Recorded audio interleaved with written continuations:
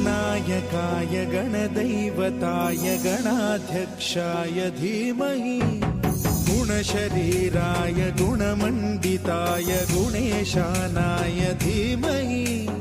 गुणातीताय गुणाधीशाय गुणप्रविष्टाय धीमहि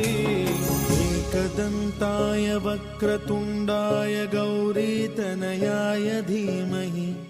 गजेशानाय भालचन्द्राय श्रीगणेशाय धीमहि